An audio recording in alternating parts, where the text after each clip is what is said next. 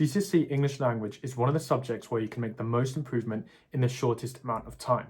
Equally, it's one of the subjects where people slip up a lot. Typically, students who get mostly 9s, English language is one of the subjects where they falter. So in this video, I'm going to be giving you guys the best advice I have for the last, what you can be doing ahead of this exam to get the best performance possible. I got 9 in English language and I'll just get straight into this. So you want to start your exam with the final question, which is the highest mark question. Now for AQA and Edexcel, which this video is largely centered on, that is a story for Edexcel, and AQA is now a story opening or a picture, okay? But either way, you want to start with this. And the reason is that you want to be the most fresh for this. It is worth the most.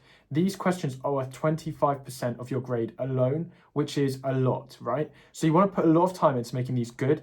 And also, after you do that, you can then have a bit of a rest when you're reading the extracts and all of that. So my main advice is start with this. And yeah, that means you won't run out of time in the most important question. Now, to do well in the story / opening / picture, you have to do the basics really well first of all. And I honestly think a lot of students just, for some reason, neglect this. What you need is to put every single bit of punctuation into your writing and as much good vocabulary as you can and as many good techniques as you can. That may sound really obvious, but time and time again, there's so many students who just don't do that. So one of the best pieces of advice I have received for this was from my sister Sophie, and she told me to write a punctuation checklist like that down the side of my page. And whenever I wrote or used a piece of punctuation, I would tick it off. I always did this, and this made sure that my writing had every single bit of punctuation in it, okay? And that's so important for getting those spag marks. It just makes you look more effective in your writing. On top of that then, you really need to use some grade 9 words. Now I always talk about this because it's just so important. I learned about 5 to 10 grade 9 words that I would always put into my writing. And whenever I teach students, whatever level they're at, I tell them to do the same thing. It just levels up your writing to have some really good words. So some of the words I used, I still remember, was a myriad, which kind of means lots, celestial, which kind of means angelic, and I just had some words, opulent, which means kind of rich, wealthy, and I used them again and again and again. Now this is where AI can actually be really helpful, because once you have an outline, what you can do is basically ask AI, say, can you give me 10 really good words that I can put into so many stories and openings and picture descriptions that are very unique and good, and put that into AI, right? I'll give an example there of some good words, and it will tell you some good words, and you need to learn them and use them in your writing. Again, these two basics that I've just told you, they don't take that much effort, but they will level up your writing massively. The next thing then is techniques. So what you want is, most of you guys are going to know some techniques in English, right? I'm sure you can all list out simile, metaphor, personification, alliteration, all of that. Yet so many of you don't put all of them in your writing. Your writing should literally have every single technique you can possibly think of, right? Hook opening, semantic field, everything. You want your writing to be so good that people can analyze it and think, okay, what were they doing? My best example of this was in my English language story. I was marked 40 out of 40 by my teacher. I kept practicing it for Edexcel, by the way. I kept practicing it, and eventually she marked it 40 out of 40. And the best thing about this was that I was recently running a course, a few months ago, and I basically was showing people a section of my story. I'll put it up there. And I was saying, okay, what have I done here? What techniques have I done here? And everyone gave me a different answer. And what that shows is that my story is clearly good because people can analyze it to the extent that they get different interpretations of what I'm writing. They said, oh, this is juxtaposition, you've used contrast, you've used rule of 3. And that's what you want your writing to be like. You want it to be so full of techniques that the examiner is just blown away by it. And yet so many people don't do that, but it's so much simpler than it seems. Now, along these lines as well, you need to not get drawn into the boring stuff, no matter what piece of writing you're doing. So again, with a story, examiners often complain that so many students just write, they will start their story I don't know, the alarm clock went off and I got out of bed and I brushed my teeth. And it's just so narrative. You're just saying what's going on. They're actually not that interested in that. Nowhere in the mark scheme does it say, write a Shakespearean level story with 5 plot twists and 50 characters. They're not looking for that. The examiners are looking for a really rich, good piece of writing that is very descriptive, that is able to control and increase tension. That's what they're looking for. So my 40 out of 40 story was just about a run. And by the way, you can get this 40 out of 40 story completely free by clicking the link in the description and then put your email in. That's free for you guys to look at, but my advice is don't like copy from it directly because examiners could pick that up. One other quick thing about the story and whatever that piece of writing is try and be a bit unconventional. I really like when I'm teaching students when they do something a little bit different. So for example, sometimes in my writing, it was like very spaced out, and if you look at it, it's not like just blocks of writing like you might expect. I was using paragraphs for effect. I was trying to be different with my writing. So don't be afraid to do something a little bit unconventional because that could really help pay off. So yeah, you don't want to get drawn into the boring things in your writing. Don't just make it too narrative. My advice is keeping the characters minimal, maybe 1 or 2 characters. 2 is probably good to show you can use speech and do that well, but don't make it too complicated, you know? Some students are writing about some crazy things, like loads of, it's often guys, but they often write about like World War I and it's like everything's going on, and that's just often too much. It's hard to do.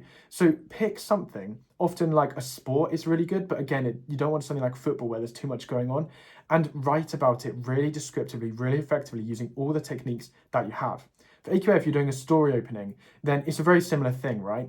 Just don't start really boring, build up the tension really well. All of those basics are really, really important. And the final thing as well then is use things like a hook opening. Drop the reader straight into the action. If you read my story, you'll see that I did that. That's always the best thing to do. Just drop them straight into the action. And that's a really effective technique as well. I'm probably going to do another video on this just because like I've got so much to say about this. So I'm sorry if this video is a bit long, but I really think you can do so much in the story. But just remember this final thing. No matter what, you can fall back on using good punctuation, good words, good techniques, and you will get a good grade. There's not long left until the exam, and you may want to practice the story, or you may want to have some of your old stories marked. And that's where the sponsor of today's video, MarkMe, comes in. What you can do with MarkMe is take a photo of your writing or type it up, upload it, and it will mark it for you based directly on the mark scheme. And crucially, it will then give you feedback, so you can actually see where it thinks you should be improving, and you can click the Show Me How feature to actually get it to rewrite your story. So doing this will help you see like how to improve. And I put my own story into MarkMe and it gave me a grade 9 as well. So thank you MarkMe for sponsoring this video, and you can use MarkMe if you want your stories and your writings to be marked according to the mark scheme and see directly where you can improve. So let's go into analysis then. Now, the story is super important, or whatever that piece of writing is for you based on your example, that's very important, but analysis is also important. If you want a 9, you do have to do very well. But remember, by the way, your grade 9 tactic basically means you want to get like almost full marks on the story. That's the best piece. That's the piece where you can write the best and the most effective. So now let's talk about analysis. Now, analysis is obviously really important as well. So here's my advice in terms of analysis. I'm sorry if this video is fairly long. Like I say, I've got so much to talk about. So the basics, again, are important with analysis. Ideally, you should be able to pick out an adjective, pick out a verb. Instead of saying the writer uses the word running, you'd say the writer uses the verb running, or the use of the verb running suggests. That's more effective instantly. And everyone should be doing that no matter what level you're aiming for. I will just say, however, I wasn't the best at that, to be honest, and I still managed to get a 9. So if you can't do that, then it's okay to say the word, but hopefully you can actually pinpoint techniques and explain what they are and what they're doing. So examiners often say that you should be trying to use just short quotes. So whenever you're dropping quotes in, and you should be doing that, just keep them quite concise. Don't make them too long. It's not really worth it. If you do short quotes, that shows that you can look at the extract and pick out the best points. And examiners really like that. Every year, a lot of students also write things like the use of the word running makes the reader want to read on. That's just, don't do that. Do not write makes the reader want to read on. Worst comes to worst, do that and then say because. But it's better if you say something like establishes sympathy between the reader and the characters, or creates the scene visually, or helps the reader visually imagine the scene, or creates a sense of tension. So try and actually explain what it's doing rather than just blandly saying makes the reader want to read on. One of my best pieces of analysis advice as well is think about how the words sound. This will often help you stand out a little bit, but I always talked about plosive sounding words. So plosive sounding words are words that sound harsh, like they have K's and D's, like dashed and crashed. Those are like plosive, they're harsh sounding. And that can often like raise the tension in a piece of writing, or equally, sometimes the words could be quite calm, like S sounds slowly, and that type of thing is quite calming. So sometimes having to think about how words sound can be really effective, because what that can do is help visually like bring a scene to life for the reader. So that's something that I think is really underrated to think about. Examiners, again, often talk about structure, and they say that a lot of students kind of pick out the basics again. So they'll be like, oh, the writers use paragraphs and that makes it easy to read. But don't do that, okay? Pick out something. So examiners pointed out they like when students say stuff like, the use of short sentences here helps to increase the flow of I don't know, of the paragraph or whatever. So think about what they're doing and why. Always think about why. The writer is doing things for a reason. And I know a lot of students are like, oh yeah, they probably don't actually think about this, but they often do.